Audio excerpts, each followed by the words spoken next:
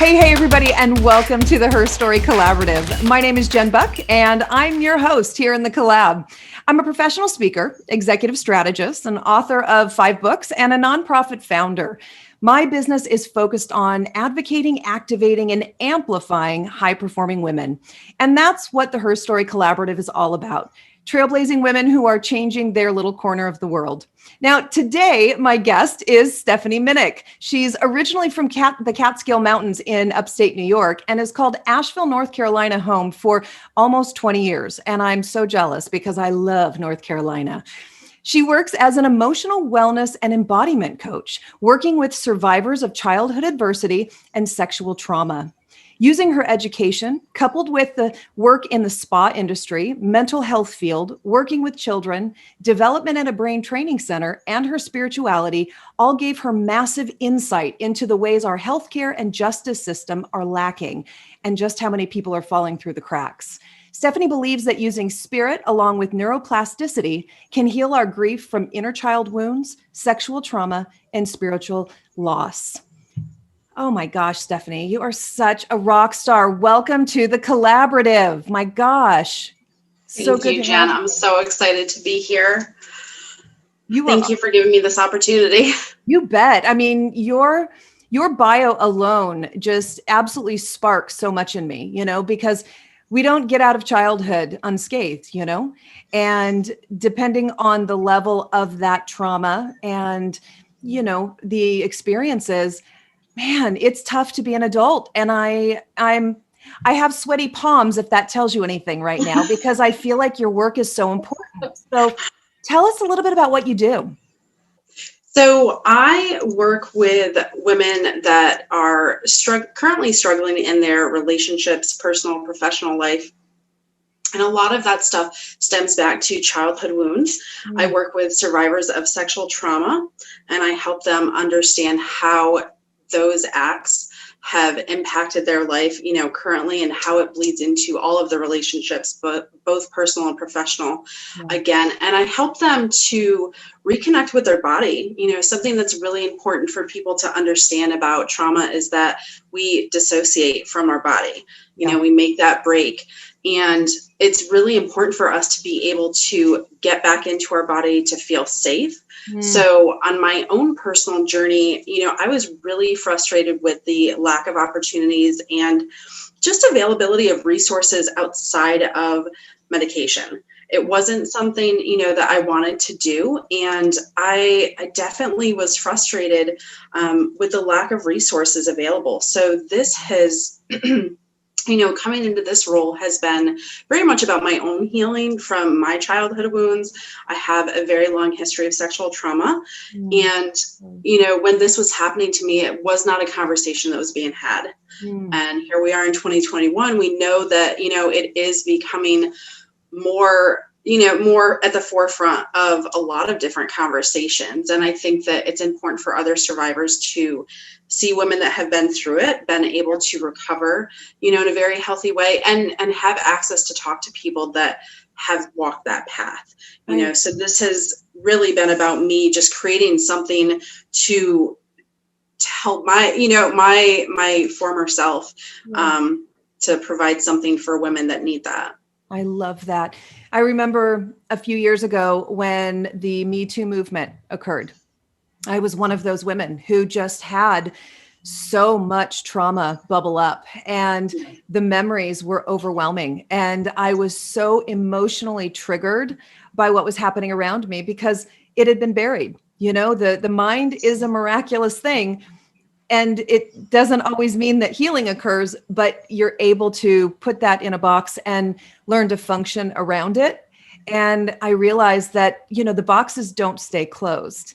And it just took this movement for me to realize just how many years there had been incidents that impacted the way that I function as an adult today, the way I have functioned, as a partner and wife and mother and all of those things. And so I'm so grateful. I think that's why my hands were sweating, because I can relate so much to what survivors go through. And yet I'm so incredibly grateful that there's someone like you who is taking this on.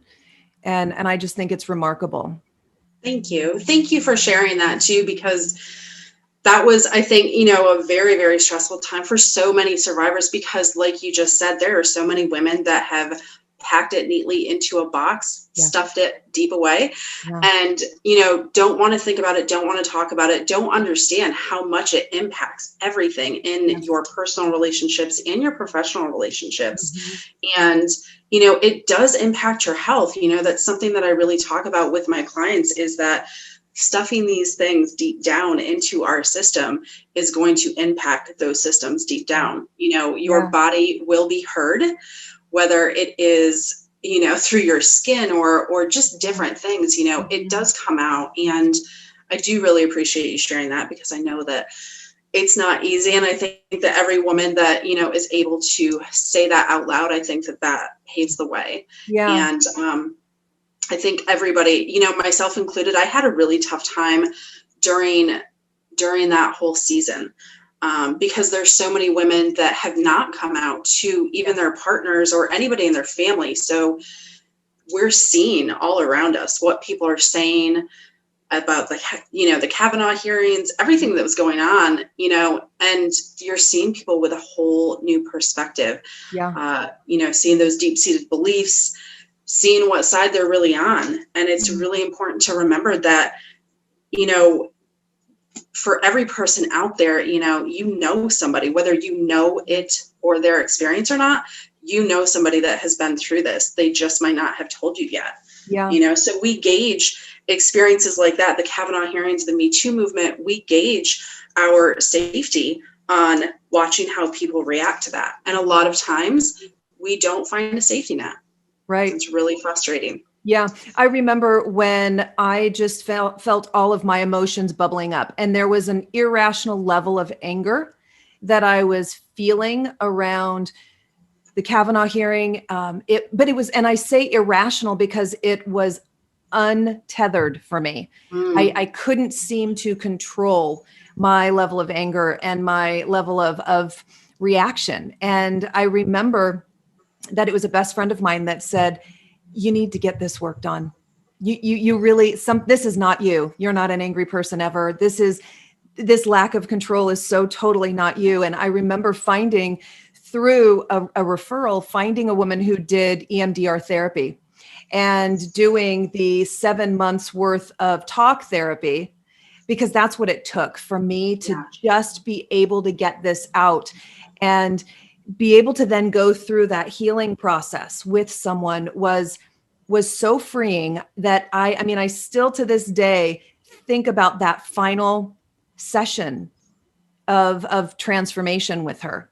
And it was 7 long months of working on it. But I can tell you that that's why I'm able to talk about it now. That's why I'm able to acknowledge that I'm a survivor. I'm not a victim. I'm a survivor. I'm someone who's gotten through this. And it's freeing, and it's weird because there's no emotion connected anymore, which is so remarkable, right? It's huge. And I've heard so many good things about EMDR. So I'm glad that you brought that up. It's not something that I ever have done, just because, this journey has been a very long one, for me, but I've heard such wonderful things from other survivors. And it's definitely something that I talk to my clients about. Yeah. And what you just said, that whole transformation process, having somebody to speak to, and then being able to say it out loud and not having that charge in your body anymore. I mean, that is everything, that's what I talk to my clients about, is how we hold these things inside and working it out of our tissues. My program is very much centered around that body, mind, and soul, because it does, the issues in the tissues kind of thing. And a lot of people just don't recognize how many different resources there are out there.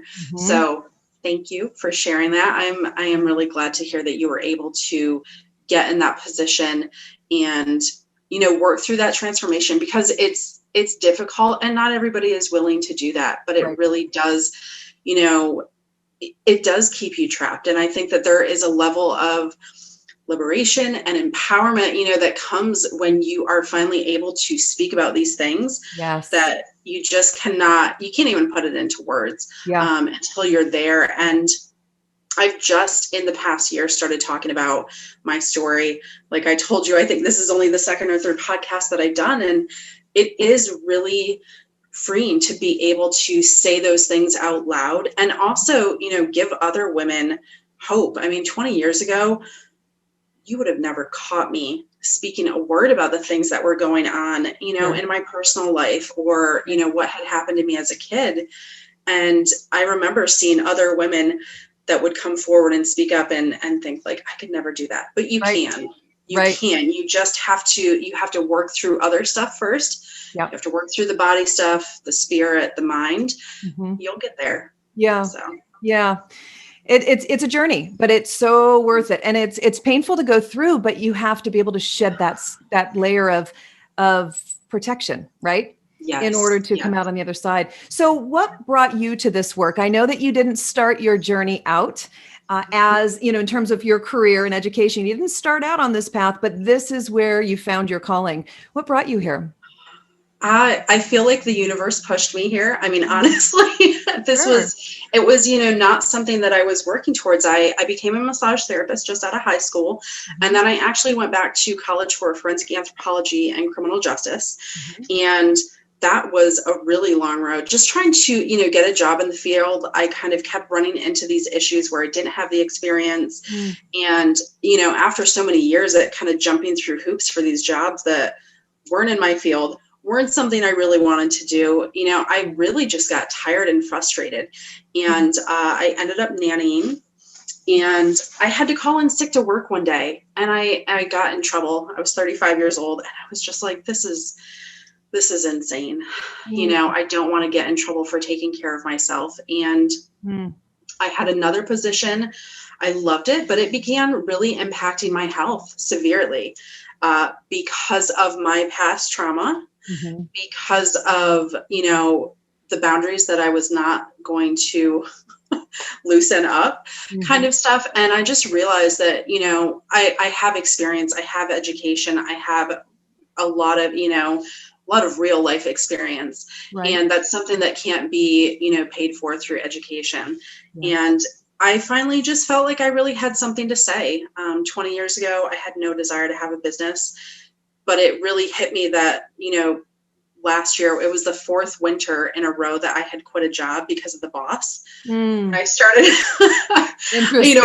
I sat down and looked at that and I was like, every single year you have quit a job because of a boss. Maybe you need to be your own boss. And, I thought there's so many people out there with businesses that are making it. And,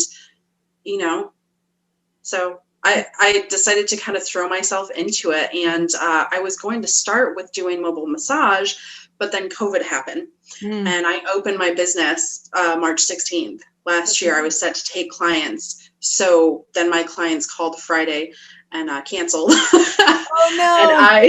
And so I pivoted really quickly into coaching. So all last year, I spent coaching individuals with childhood stuff, with sexual trauma, and working around that. And I really wanted to help women see that there are healing modalities out there without the side effects that are really going to get to the core of everything. Mm-hmm. So I really help them understand how nourishment, how movement, how body work, how spirituality and faith, all of those things are huge components in the healing process.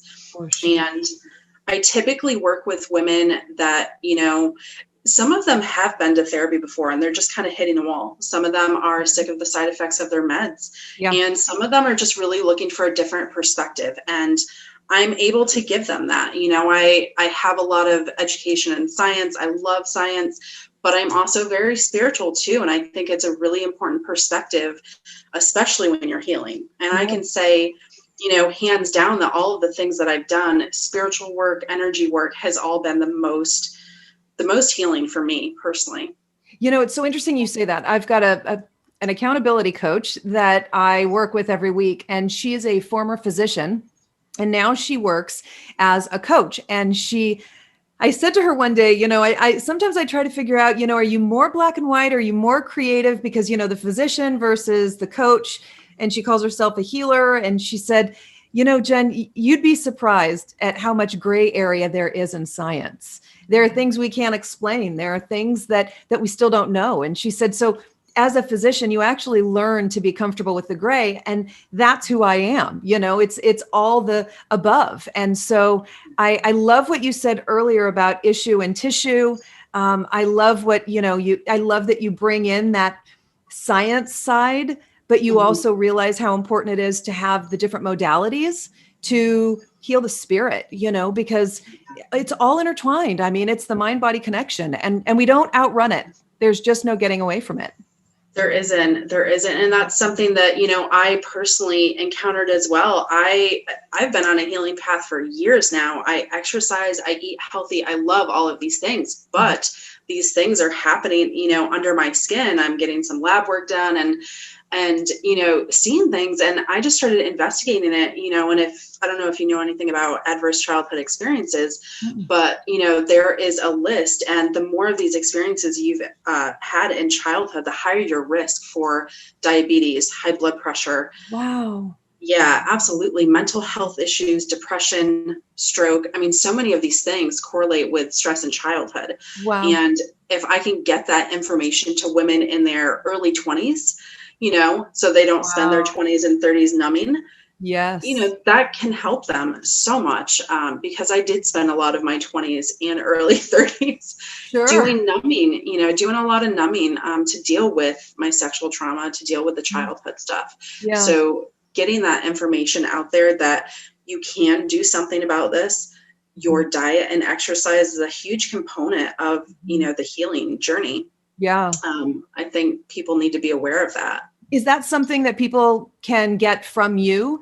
If they contact you, can they get that list from you? Yeah. So my program is actually designed around that. It's a 3-month program, and each week we go into different levels like nourishment. I hate to say the word diet, but your diet does impact your health in a massive way. And that's something that we're doing every day, 3 times a day or more, so that's an area that you can really take some control and see a difference in your body. Right. So yeah, I've broken the weeks down into different stuff. We do some inner child work. We do, work around grief and spiritual loss. I've lost, my father and my brother, and I have lost several friends. So that spiritual loss, at this age, it's something that so many people have encountered. Yeah. And a lot of people, it really stops them from living in the way that they deserve to. Yes. So I like to, have that in there. And even, for women that have had miscarriages, it's something that's not talked about very often, even though it is a very common experience. And that can lead to a lot of issues with moving forward in life, and just not understanding, why your path is the way it is, and all of that stuff. So we get into a lot of very deep stuff. Yeah. Oh, I think it's remarkable. And I think it's so needed. Do you love what you do? I love it. I love it. I love to hear that. I love to hear that. What would you tell young women who are, starting on their life path and might be dealing with some of these issues, or maybe trying to figure out where they belong? What would you tell them? You have the power. I think that, we really are so much more powerful than we realize, than the world and society wants us to know. I think there's a lot of ways that women are, shown to be quiet and be good and be nice and all of those things, but that doesn't necessarily serve us. Yes. You can be a sweet, compassionate person and have boundaries and stick up for yourself. It's not one or the other. So yeah, I would say to young women, just recognize that. Don't let somebody make you feel like you have no control or no power in your life. Yeah. Yeah. There's another side of all of it, right? I mean, we can come out on the other side of all of it, whether it's, recent frustrations or major trauma from the past. There's a way out. And I think that's really important for women to understand, that they have the power at any age. It's not just for young women, but I am really focused on making sure that as the glass ceiling has been broken, that you and I are making sure there are no shards in their way. Like that's my goal as I love that. a woman in business, is to clear out, to make sure that they have an easy passageway through. And so I think that's really important, that women understand that there's another side to trauma. There's another side to the programming. There's another side to what they've experienced up until now. Yeah, absolutely. And we are just not shown that enough in this country, especially, within the health field, especially in the justice field too. There are a lot of ways that our systems are failing people every day. And I see it in my personal work. I volunteer. I'm a child advocate. So, I definitely see it in the justice system where children are falling through the cracks. They grow up, they have children, and they're still falling through the cracks, and it's really frustrating. But my work as a child advocate allows me to have a little bit more wiggle room, and really, one, advocate for the child, but also advocate for the parents who didn't get the help as children and are now in situations where they're dealing with addiction, mental health issues, and they're not having the resources that they need. I think that I can come into that position in a much more compassionate light than some people that don't recognize how trauma plays out generation after generation. It sure does. And somebody's got to break that process that just keeps repeating itself. And I admire you so much for doing this for women and doing this for families and doing this for kids. I mean, you are interrupting the whole thing. And I think that being an interrupter is so important, because I like that. I'm going to write that down. Do it. Yeah. I really like that. I think that's what you're doing, is you're interrupting the pattern of destruction on some level, whether it's self-destruction, destruction of family, destruction of a child's self-esteem. And I just think it's so admirable. So thank you for putting your heart in there, because that's not easy work. It's not. It's very emotional. Yeah. It's very, very emotional. My husband has asked me, he's like, why are you doing stuff that's making you cry? Sure. And it does, raise my stress levels. But I just think that, I have this knowledge, I have this experience. And if not me, yes, there are some other people that are going to do it, but I just feel very called to do this. I think that it's very healing for my personal story. Wow. And, at the beginning of this year, one of my cases closed after 3 years. I finally was able to close the case, and the child was adopted into a very safe, loving, nurturing, forever home. And that was huge. I know. Yeah, I know that he is not going to be in the same path that his family was. And, that's huge. That's everything to me, to know that he has got a leg up. He has got a much better shot than he would have had I not been, in that situation on the case. So it's worth it. You're a healer. You're such a healer. I love it. And my heart just explodes. And it should be important to all of us, right? To make sure that that our community is healthy, that the next generation is protected. And there are just so many things that we need to do. And I just love that you're doing it. So thank you so much. So at this point, I'm going to move into the speed round. This is where it gets kind of fun and silly. And I just want to ask you some casual questions that'll give us a different insight into who you are. So are you ready? Yeah. Quick answers. Here we go. First question. Who's your favorite woman in history that you'd like to spend some time with on a park bench? RBG. Nice. Yeah. You're the second person who said RBG. Yeah. Yes.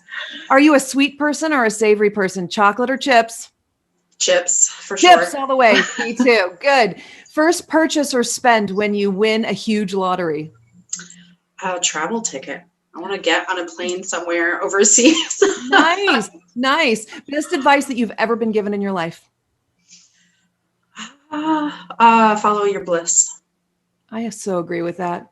I so agree. Yeah. All right. This is a good one. Pineapple on your pizza? No, I'm from upstate New York. We don't do pineapple on pizza. We do cold cheese, fresh mozzarella on pizza. Yes. Dump it on. Oh, so okay. I allow it. Yeah. So what's your theme song when you walk on stage getting ready to speak to 25,000 people? Sarah Bareilles, Brave. Oh, yes. Are you living past 100? No. Really? Definitely not. No. Come on to the dark side. Come on. No, I'm going out early, probably. Wow. Okay. All right. Best word to describe you. Resilient. Beautiful. And finish this sentence. When I'm really old, I hope to see. I said this to my husband. He said, I just hope to see. And I thought, yeah, I just hope to see. That is fantastic. You just hope to see. That is fantastic. This has been such a joy for me. And I we met through social media and I was immediately attracted to you for so many reasons. And I'm just so glad we did this. This is so cool. And I want to make sure that we give people a chance to find you, right? Because now we've got to make sure that we can create that connection so that if there are people who are looking for healing and help in figuring out their journey, that they can come to you. So do you want to just drop your links and do the thing? Yeah, absolutely. You can check out my website at intentionalholistichealing.com. I am on Instagram and Facebook, same name, Intentional Holistic Healing. My email is Stephanie at intentionalholistichealing.com. So give me a follow, shoot me a message, ask me some questions. I do a lot of videos on Instagram and just trying to talk about my journey, but helping other people feel a little bit more comfortable with me and know why I'm doing this, where I came from and what this journey has been for me. And that's why I know that I can help them through it. I love it. I love it. So before we end, I just want to remind everybody who's tuning in that these podcasts are sponsored by Go With The Flow, which is a nonprofit organization out of Arizona that helps students who are adversely affected economically with their period supplies. So these are often students who can't get the needed supplies at their home. And so what happens is Go With The Flow gives period packs to both the school and the students. And this allows the students to get what they need without humiliation or, the impacts of not being in school for 1 week a month because of, these natural occurrences. And that unfortunately impacts the graduation rates for girls across the country. So Go With The Flow is doing incredible things. If you want to get involved, if you want to contribute, donate, whatever that looks like to you, you can find them at gowiththeflowaz.org. And Miss Minnick, Stephanie Minnick, it has been such a joy. And I'm so grateful that you came on to the collab and spent a little time. So thank you so much. Thank you so much, Jen. I loved this. I'm glad I got to meet you. Hooray. And we'll see you all next Monday when we drop another episode of the HERstory Collaborative. Take care.